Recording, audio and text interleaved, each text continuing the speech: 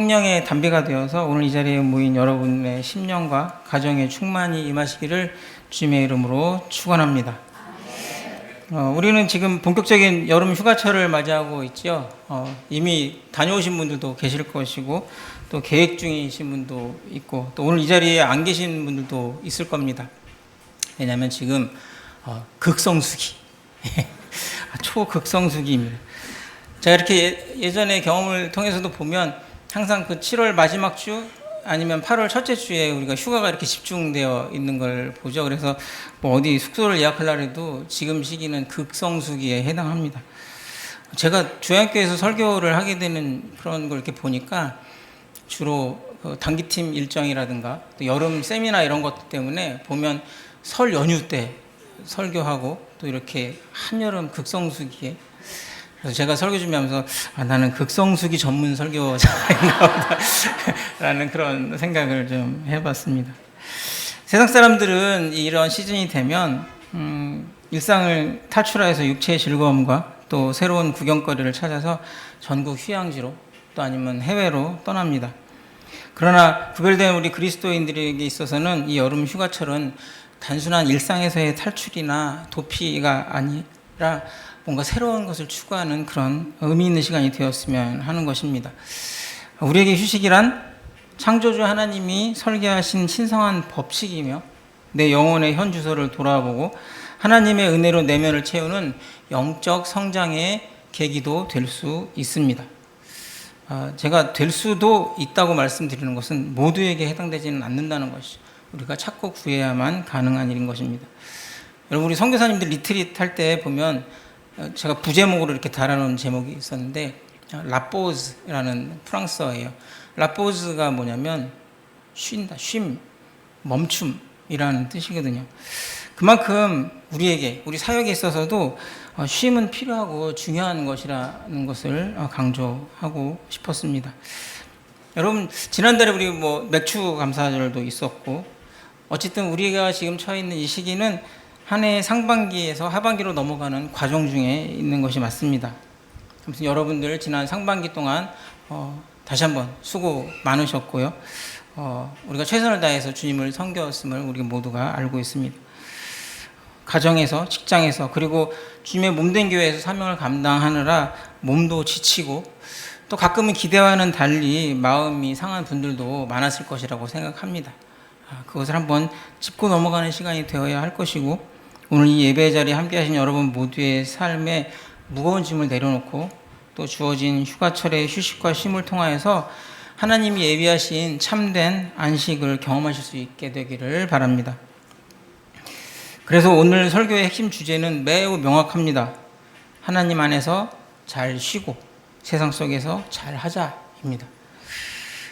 우리에게 쉼은 멈춤이 아니라 도약을 위한 영적 충전의 시간입니다. 오늘 말씀을 통해 지친 영혼이 살아나고 새 힘을 얻어서 사명의 자리로 전력 질주하는 놀라운 역사가 이 시간 일어나기를 소망합니다. 여러분들 악기 좋아하거나 다루시는 분들 있죠. 근데 특히나 기타나 바이올린 같이 현악기들을 보면 연주할 때는 이렇게 팽팽하게 줄에 텐션이 있어야만 아름다운 소리를 낼 수 있습니다. 하지만 평상시에는 어떻게 해야죠? 그 줄을 조금 풀어서 느슨하게 보관을 해야지만 오랫동안 악기를 보관하고 좋은 상태를 유지할 수가 있습니다. 그런데 연주하거나 또 연습할 때마다 다시 줄을 조이고 조율하고 이런 것들이 여간 귀찮은 게 아니에요.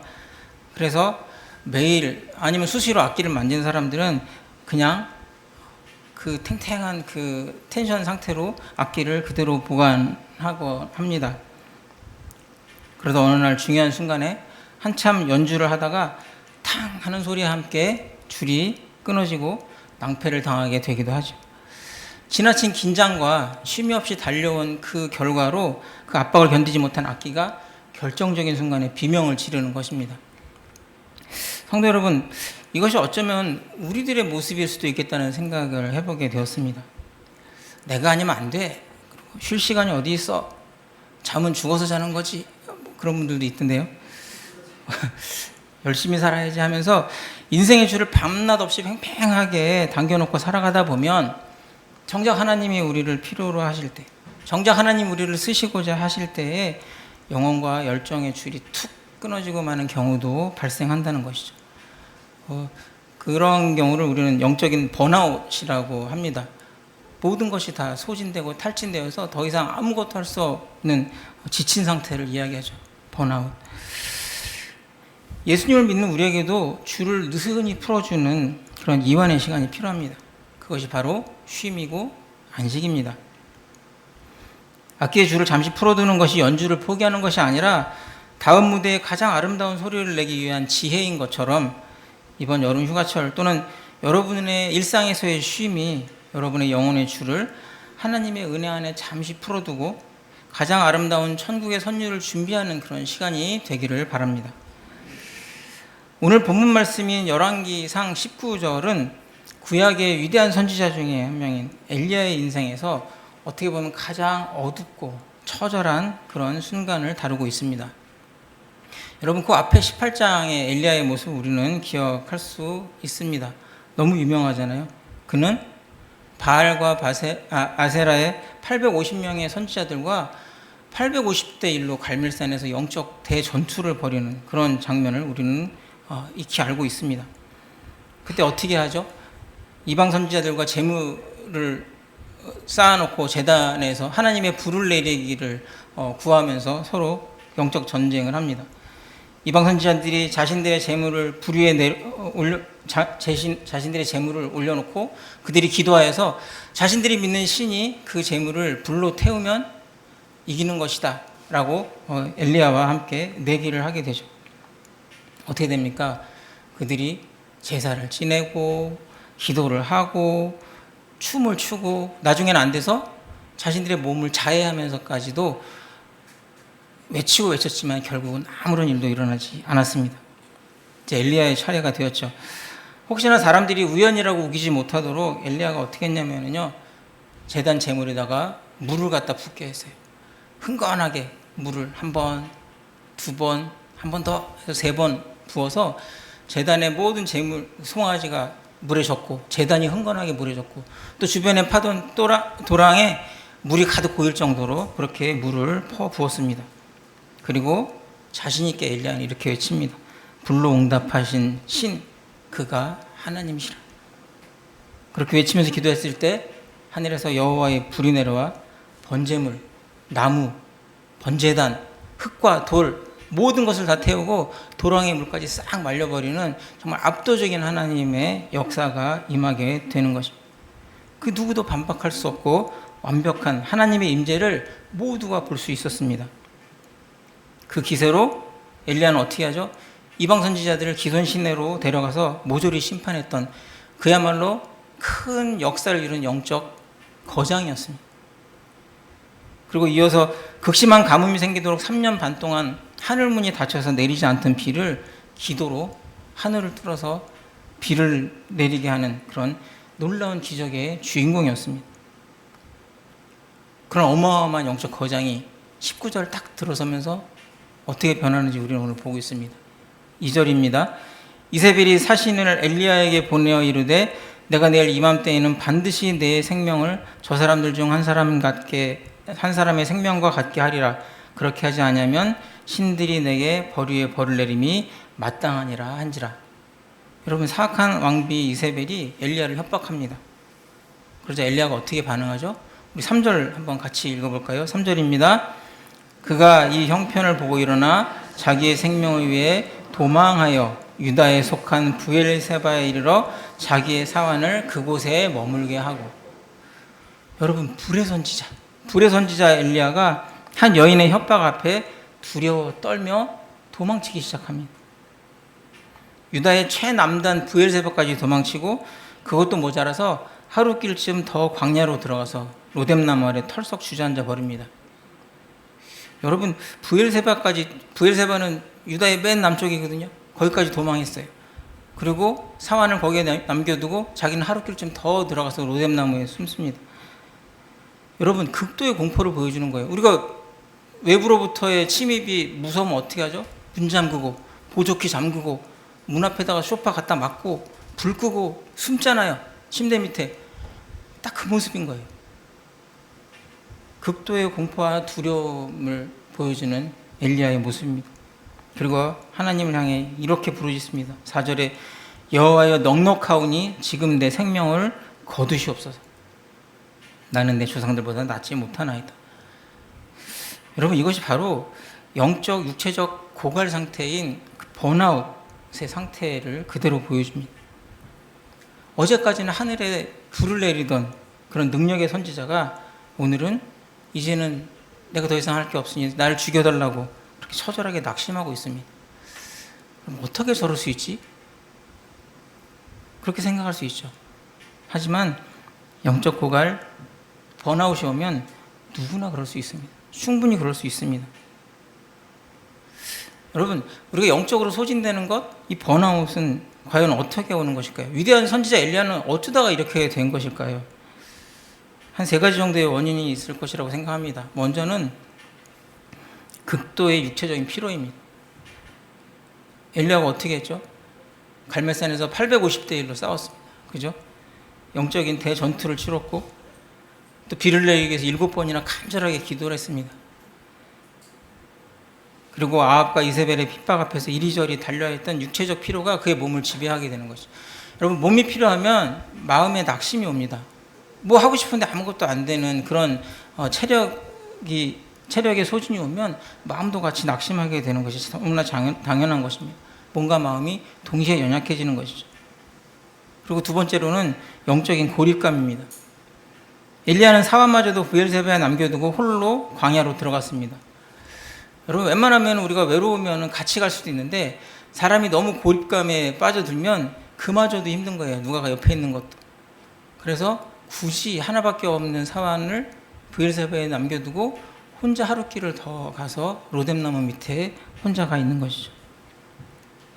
그리고 오직 나만 남았거늘 이라며 철저한 외로움 속에 자신을 스스로 가두었습니다. 여러분, 영적인 동력자가 없이 홀로 서 있을 때 우리는 사단의 더 큰 공격을 받게 됩니다.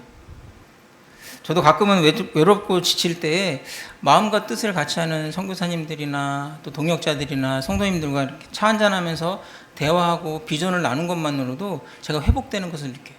막 채워지는 것을 느껴요. 물론 기도회나 영성 집회에 간 것도 아닌데도 그의 준하는 정말 마음속에 채워지는 하나님의 은혜를 그런 교제를 통해서도 충분히 느낄 수 있는 거예요. 왜냐하면 나의 고립감을 없애주고 동력자가 옆에 있다는 그런 힘을 실어주기 때문에 그렇습니다.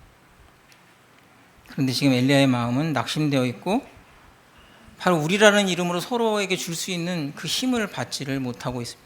스스로 차단하고 스스로 고립되어 있는 것이죠. 철저하게 혼자라고 낙심하고 있습니다. 또 3번째는 실망감입니다. 기대가 무너진 것이죠. 엘리야는 갈멜산에서 하나님의 불이 임했을 때 어떤 마음을 가졌을까요? 이제는 아합과 이세벨이 회개하고 이스라엘 전체가 뒤집어질 줄 알았겠죠. 그 난리가 났는데, 그 하나님의 불이 임하고 난리가 났는데, 그리고 이방의 선지자들이 다 그렇게 처단당했는데 이제는 이스라엘이 확 변해야 되지 않겠습니까? 당연히 그럴 것이라고 생각했을 것 같습니다. 여러분, 요새 이란과 트럼프 보면 어떠세요? 트럼프 대통령이 이란 침공할 때 지금처럼 이렇게 됐을 거라고 생각했을까요? 그 베네수엘라인가요? 그 대통령 잡아오듯이 그냥 가서 거기 지도자 화면에 이렇게 치고 이렇게 정부 좀 흔들고 해서 야, 이제 니네가 알아서 민주적인 정부 만들고 좀 이렇게 친미적인 정부 만들고 잘 해봐, 이렇게 하고 한 일주일 만에 탁 나오려고 그러지 않았을까요? 그런데 어떻게 됐죠? 지금도 끝내지 못하고 있는 그 당황함, 기대가 완전히 무너지는, 엘리야도 똑같은 심정이었을 것 같습니다. 이스라엘이 완전히 변할 것이라고 생각했는데 오히려 이세벨이 서슬퍼런 칼날을 엘리야에게 들이대니 너무나 당황했고 낙심이 왔을 것입니다. 내가 이만큼 수고하고 헌신했는데 왜 내 환경은 이 모양이고 왜 세상은 변하지 않는 거야? 라고 영적 회의감이 그를 덮쳤을 것입니다. 여러분, 주변에 교회와 신앙을 떠난 분들 중에 대부분의 경우, 많은 경우는 정말 열심히 신앙생활하던 분들이 있어요. 중직자들, 팀의 리더들, 또 교사들, 이런 분들이 어느 날 갑자기 나 이제 사역을 내려놓고 싶다. 더 이상 교회도 가기 싫다라고 합니다. 왜일까요? 오늘 엘리야와 똑같은 영적 고갈을 겪고 있기 때문입니다. 내 열정과 내 힘으로 달려오던 그 길들이, 내가 하나님의 일을 하려고 열심을 쏟아부었던 그 일들이 힘에 부딪히고 더 이상 벼트지지가 않고 결국 기대와 다른 결과들이 나타날 때 무너져 버리는 것이죠.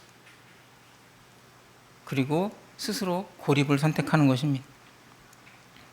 전에 교제했던 어떤 선교사님이 이런 얘기를 했어요.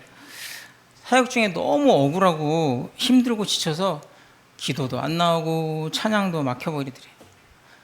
주변에 있는 악인들은 승승장구하고 본인은 열심히 하면 열심히 할수록 비방과 모함과 점점점 사역에 어려움이 닥쳐오면서 어떻게 할지를 모르겠더래요. 그래서 낙심되고 힘들어서 내가 죽어야만 이 고통이 끝날 것 같다라고 계속 입에다가 그 말을 달고 살았대요. 그런데 그 말을 우연히 들은 고3 아들이 아버지를 위해서 저녁 금식 40일 작정 기도를 하더래요.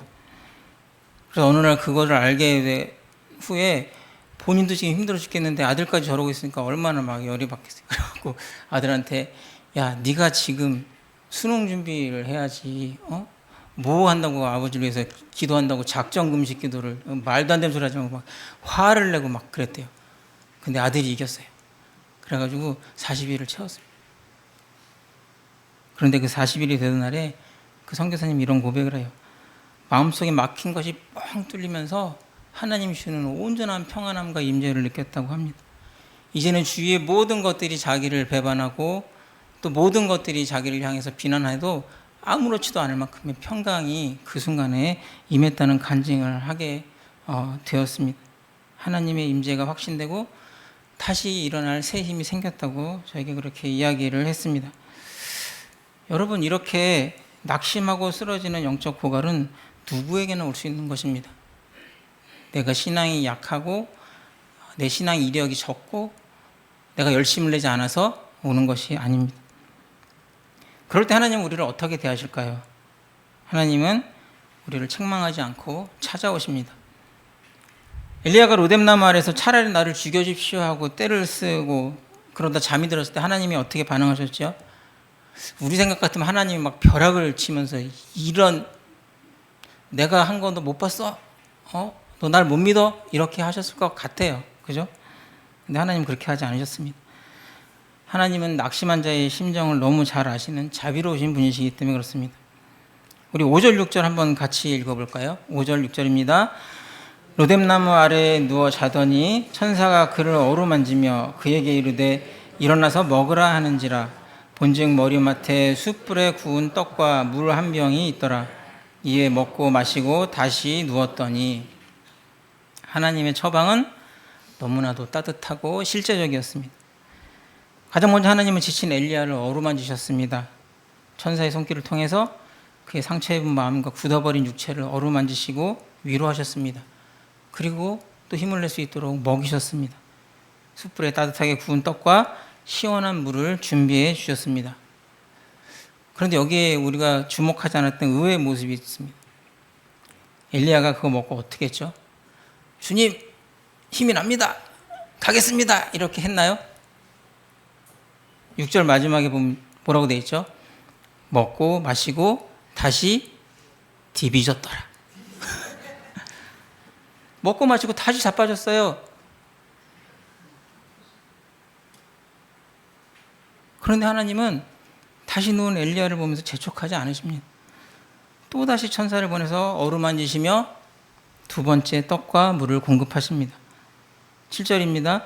천사가 또다시 와서 어루만지며 이르되 일어나 먹으라. 내가 갈 길을 다 가지 못할까 하노라 하는지라. 그렇습니다. 안식은 연약한 인간을 향한 하나님의 한없는 배려입니다. 하나님 우리의 체질을 아세요. 우리가 얼마나 연약한 존재인지를 기억하십니다. 시편 103편 14절에 보면 이는 그가 우리의 체질을 아시며 우리가 단지 먼지일 뿐임을 기억하심이로다. 우리는 약한 존재예요. 그냥 먼지일 뿐이에요. 그걸 하나님은 아십니다. 10번을 넘어져도 하나님은 기다려 주십니다. 하나님은 엘리야의 육체적 회복이 선행되어야 영적 회복도 일어날 수 있음을 아셨습니다. 성도 여러분, 참된 안식은 죄가 아닙니다. 게으름이 아닙니다. 오히려 일중독에 빠져 자신을 혹사하는 것이 하나님의 창조 원리를 거스리는 오만일 수 있습니다. 마치 내가 쉬면 세상이 안 돌아갈 것 같은 거, 내가 쉬면 교회가 무너질 것 같은 거 아닙니다. 왜냐하면 이 온 우주 만물을 붙들고 계시는 분은 하나님이시기 때문에 그렇습니다. 마음의 짐을 여호와께 맡겨드리고 주님이 주시는 평안 속에서 잠을 자고 좋은 음식을 먹고 쉼을 누리는 것도 내 삶의 주권을 하나님 앞에 맡겨드리는 믿음의 행동이 될 수 있는 것입니다. 이번 휴가철에는 주님의 로뎀나무 아래서 육체와 정신이 온전히 회복되는 어루만지심을 경험할 수 있기를 바랍니다. 여러분 잘 아시는 그 스펄전 목사님 있죠?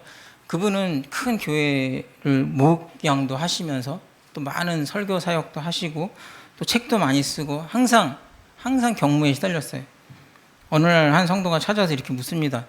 목사님, 그렇게 수많은 사역과 바쁨 중에도 목사님의 영성을 유지하는 그 비결이 뭡니까? 혹시 매일매일 말씀 보고 기도하시는 거 그거 맞지요? 이렇게 물어봤어요.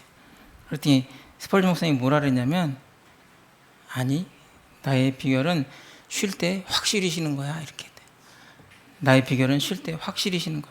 너무 지치면 아무도 없는 한적한 곳에 가서 뭐 낚시를 하거나 그냥 멍하니 하늘을 바라보면서 나는 쉬어 그랬대요. 그것은 시간의 낭비가 아니라 내 영혼의 창고에 하나님의 은혜를 다시 채워넣는 신성하고 고요한 시간이다. 나는 그것을 즐긴다라고 이야기했다고 합니다. 그래서 스펄전 목사님은 휴식은 영적인 게으름이 아니라 사역을 계속 감당하기 위한 청지기적 의무라는 표현까지 썼습니다. 여러분, 휴식과 쉼이 청지기적 의무라고 합니다. 정말 중요한 표현인 것 같고 우리에게 위로가 되는 말씀인 것 같습니다. 하나님 안에서의 쉼이 나의 청지기적 의무이다. 하나님이 내게 주신 배려고 특권이다 라고 이렇게 이야기하는 것이죠. 여러분, 바쁜 목사는 나쁜 목사라는 말이 있습니다. 그런데 매우 바빴던 스펄전 목사님은 잠깐의 확실한 멈춤을 통해 그의 영성을 유지하면서 끝까지 좋은 목사로 사역을 감당하였습니다. 잘 쉬지 못하는 사람은 오래 갈 수 없습니다. 마라톤 선수가 오버페이스를 하면 완주할 수 없듯이 신앙생활도 완급 조절이 필요합니다. 여러분들 쉼과 안식을 통해 복잡한 생각, 근심 걱정 가끔 내려놓고 하나님의 위로와 성령 충만함으로 나 자신을 스스로 돌아볼 수 있는 지혜로운 성도님들 다 되시기를 바랍니다. 영적 성장을 위한 휴식, 그것은 결국은 하나님으로 나를 채우는 과정인 것입니다. 따라서 안식의 궁극적인 방향은 하나님의 산 호렙을 향해야 합니다. 하나님이 주신 은혜의 떡과 물을 먹고 힘을 얻은 엘리야가 향한 곳은 호렙산이었어요. 우리 본문 8절 한번 같이 읽어볼까요? 8절입니다. 이에 일어나 먹고 마시고 그 음식물의 힘을 의지하여 40주 40야를 가서 하나님의 산 호렙에 이르니라. 엘리야가 도망쳤던 광야의 길은 잠깐의 쉼과 하나님의 어루만지심을 통하여 완전히 역전되었어요. 다시 소명의 길, 사명의 길로 바뀌었습니다. 그는 40일 밤낮을 걸어서 하나님의 산 호렙에 도착합니다. 여러분, 호렙산은 과거 그의 조상 모세가 하나님의 불꽃 같은 떨기나무 밑에서 사명을 받던 곳이고 이스라엘 백성이 하나님의 말씀을 받던 곳이에요. 이스라엘 백성들에게는 영적 고향이자 말씀의 진원지는 유서 깊은 곳입니다. 여기서 우리는 성경이 말하는 참된 휴식의 정의를 내려볼 수 있을 것 같습니다. 여러분, 세상의 휴식은 뭐죠? 단순히 자리를 비우고 일상에서 탈출하여서 도망쳐 육신의 정욕과 안목의 정욕을 채우는 것입니다. 그래서 세상 휴식을 다녀오면 여러분 개운합니까? 더 피곤합니다. 영적으로는 오히려 황폐해져서 돌아옵니다. 그래서 세상 사람들도 안 믿는 사람들도 이야기해요. 집 떠나면 고생이다. 집 떠나면 고생입니다. 그게 세상이 말하는 휴식이에요. 그러나 성경적인 안식은 나의 욕심을 비워내고 그 자리에 하나님의 은혜를 다시 채우는 시간입니다. 무언가를 얻어내는, 다시 회복되는. 그래서 휴식의 목적지가 유흥이 아니라 하나님의 산 호렙이 되어야 하는 이유가 여기에 있습니다. 그래서 진정한 안식은 영적 성장의 강력한 기회라고 이야기하는 것입니다. 평소에는 세상 일이 바쁘고 분주하여서 하나님의 세미한 음성을 듣지 못하는 경우가 많습니다. 우리는 주일날 2시간 예배드리고 허겁지겁 세상으로 뛰어가기 바쁩니다. 그러나 일상의 분주함을 멈춘 시간에 하나님의 임재를 경험할 수 없습니다. 사실 유럽의 성도들을 보면 여름에 휴가를 한 달씩 가요. 그죠? 그러다 보니까 우리랑 좀 휴가를 대하는 감성이 달라요. 그냥 그 사람들은 아주 푹 쉽니다. 그러니까 뭐 자연도 느끼고 또 뭐 책도 읽고 뭐 막 그래요. 그런데 우리는 휴가마저도 아주 짧고 굵게 보내야 되는 어려움이 있어요. 한국 사람들의 종특이죠. 그죠?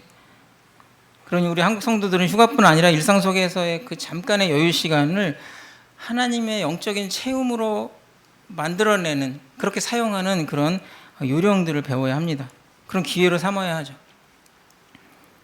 그래서 쉬는 것도 요령 있게 쉬어야 됩니다. 좀 서러워요. 쉬는 것도 요령 부려가면서 쉬어야 되니까. 좀 말에 어폐가 있긴 하지만 일상의 분주함을 잠시 멈추고 조용히 머물 수 있는 순간에 하나님 안에서 안식하는 법을 우리는 배워야 합니다. 엘리야의 영적인 회복은 호렙산에 이르러서도 아직 완성 단계가 아니었어요. 엘리야가 호렙산 동굴에서 머물 때 하나님이 그에게 이렇게 물으시죠. 9절에 엘리야가 그곳 굴에 들어가 거기서 머물더니 여호와의 말씀이 그에게 임하여 이르시되 엘리야야 내가 어찌하여 여기 있느냐라고 묻습니다. 하나님이 몰라서 물으시는 게 아니라 그의 변화된 상태를 체크하시는 것이. 엘리야는 여전히 자신의 억울함과 열심을 토로합니다. 우리 10절 한번 같이 읽어볼까요? 10절입니다.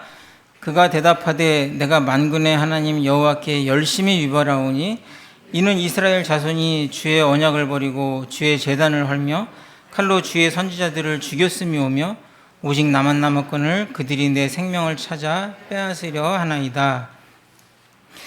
하나님은 이 호렙산 그 안식의 자리에서 엘리야의 잘못된 영적 시각을 마지막으로 교정하기 시작합니다. 쉼과 회복에서 다시 사명의 자리로 나아가는 마지막 단계를 거쳐가는 것이죠.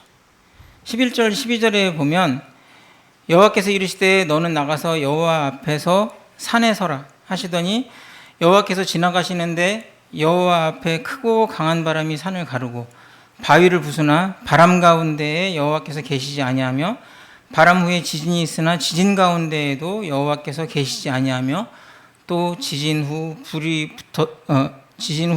불이 있으나 불 가운데에도 여호와께서 계시지 아니하더니 불 후에 세미한 소리가 있는지라. 여러분, 산이 갈라지고 바위가 부서지는 강력한 폭풍이 지나갔습니다. 땅이 흔들리고 지진이 일어났습니다. 모든 것을 태워버릴 듯한 불이 지나갔습니다. 이때 엘리야는 어떻게 생각했을까요? 또 한 번 큰 기대를 했겠죠. 드디어 하나님이 갈멜산에서처럼 강한 능력으로 이제는 이스라엘을 뒤집어 버리시겠구나. 이제는 나를 위협하는 저 이세벨을 하나님이 처치해 주시겠구나 라고 기대했을 것입니다. 그런데 바람 가운데서도 지진 가운데서도 불 가운데서도 하나님은 계시지 않았습니다. 그 모든 화려하고 웅장한 퍼포먼스가 다 지나간 다음에 마침내 뭐라 그래요? 불 후에 세미한 소리가 있는지라. 그 웅장한 역사들 속에 하나님이 짠 하고 나타나신 게 아니라 그 모든 것이 지나간 후에 세미한 소리가 있는지라 라고 적혀 있습니다. 다시 한번 멈춤의 시간입니다. 라포즈. 하나님 앞에서의 멈춤. 그렇습니다. 안식의 정점은 하나님의 세미한 음성입니다. 여러분, 우리는 늘 눈에 보이는 큰 눈형만 구합니다. 주님, 내 사업 대박나게 해주세요. 주님, 내 질병이 한순간에 떠나가게 해주세요. 주님, 우리 교회가 발칵 뒤집어지는 부흥을 허락하여 주시옵소서 라고 우리는 큰 사건들만 하나님 앞에 구하죠. 물론 우리 하나님은 그런 능력이 하나님 맞습니다. 그러나 하나님이 지치고 고갈된 사명자를 치료하시고 영적으로 성장시키는 방법은 눈에 보이는 폭풍이나 지진이나 불덩어리가 아니라 조용히 찾아오시는 세미한 음성입니다. 이 세미한 음성을 우리는 언제 들을 수 있습니까? 내 주변이 시끄럽고 내 삶이 바쁘면 절대 들을 수 없습니다. 세상의 소리로, 세상의 것들로 내 눈과 귀가 막혀 있으면 절대 들을 수 없습니다. 그것들의 하나님의 세미한 음성은 묻혀버립니다.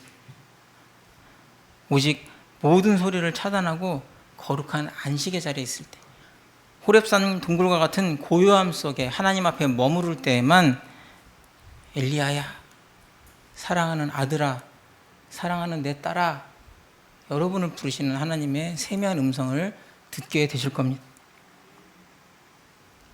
이 세미한 음성을 들을 때 우리의 영혼은 살아납니다.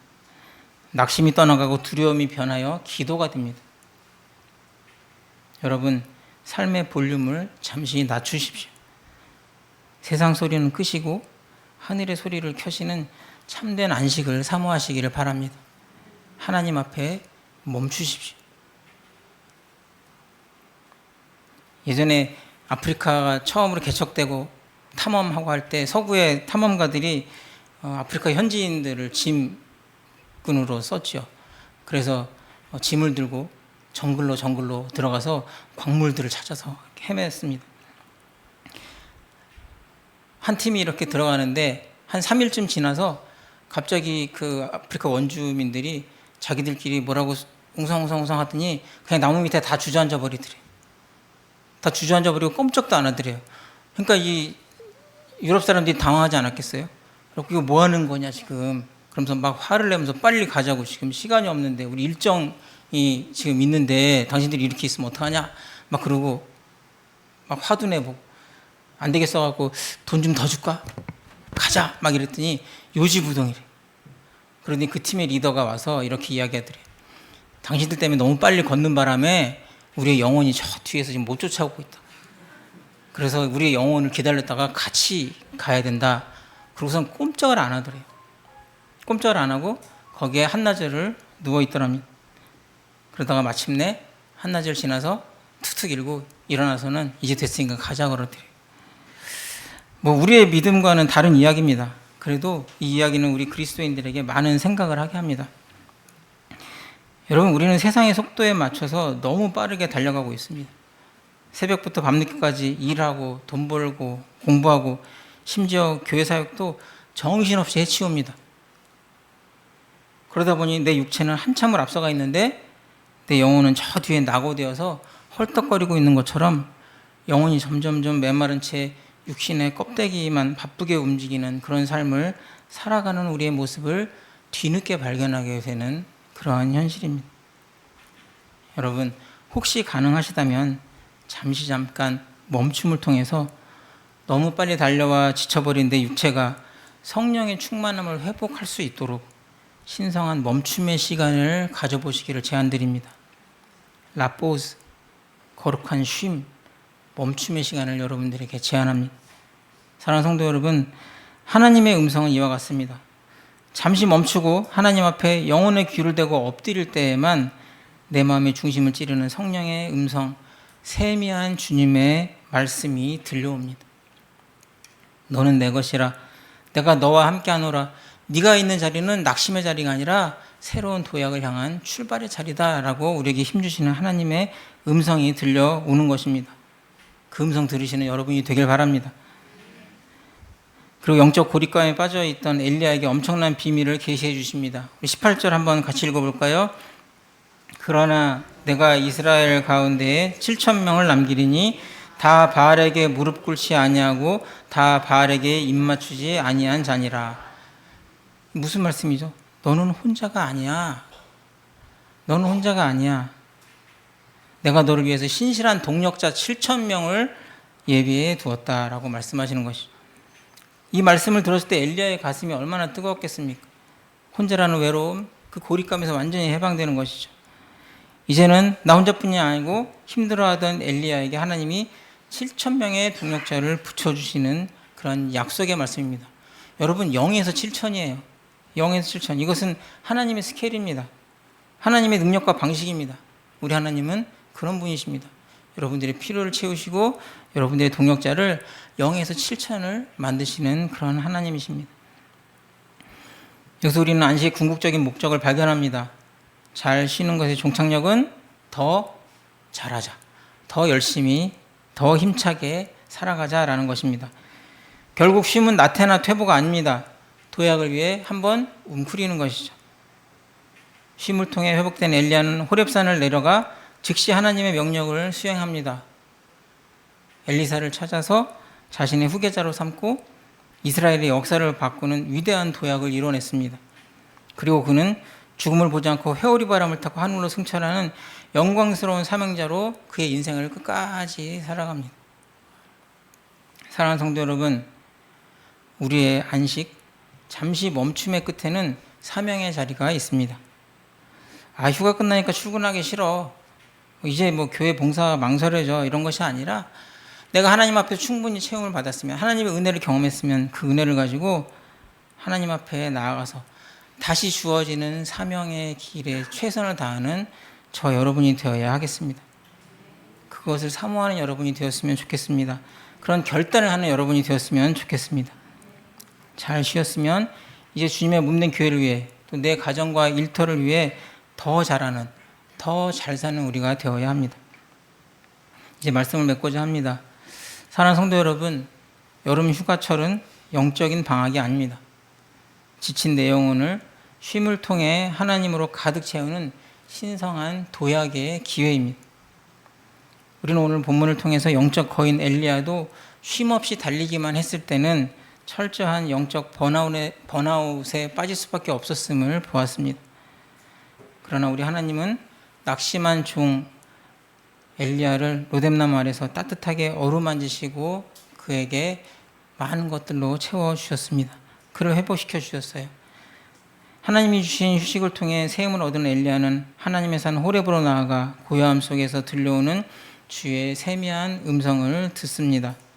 그 음성을 통해 사명을 회복했고 바알에게 무릎 꿇지 않은 7,000명의 동역자를 얻어서 이스라엘을 바꾸는 위대한 도약을 이루어냈습니다. 사랑하는 성도 여러분, 이번 여름 휴가는 충분한 쉼과 하나님과의 교제를 통해 하나님이 주신 육체의 성전을 잘 돌보는 특별한 회복의 시간들이 되기를 바랍니다. 그리고 그렇게 잘 쉬셨다면 우리 이제 하반기에 더 잘합시다. 우리 옆에 분들한테 한번 이야기할까요? 화이팅! 잘합시다! 우리 잘할 수 있습니다. 사역도 더 잘하고 교사의 사명도 더 잘 감당하시고 찬양대의 봉사도 더 기쁨으로 하시고 여러분들의 일터와 학교와 가정에서 그리스도의 신실한 청직의 삶을 탁월하게 살아내시는 여러분들이 되시기를 바랍니다. 우리가 잘 쉬고 일어나 힘차게 도약할 때 내가 살아나고 우리 가정이 살아나고 우리 교회가 부흥이 됩니다. 이사야 40장 31절의 말씀으로 오늘 설교를 맺겠습니다. 우리 다 같이 한 목소리로 읽어볼까요? 오직 여호와를 앙망하는 자는 새 힘을 얻으리니 독수리가 날개치며 올라감 같을 것이요 다른 박질하여도 곤비하지 아니하겠고 걸어가도 피곤하지 아니하리로다. 아멘. 멈춤과 쉼을 통해 여호와를 앙망함으로 참된 안식을 누리고 휴식때에는 독수리 날개치며 하늘을 향해 도약하듯 힘차게 출발하여 하나님의 영광을 온 천하에 드러내는 복된 성도들이 다 되시기를 주님의 이름으로 축원합니다. 우리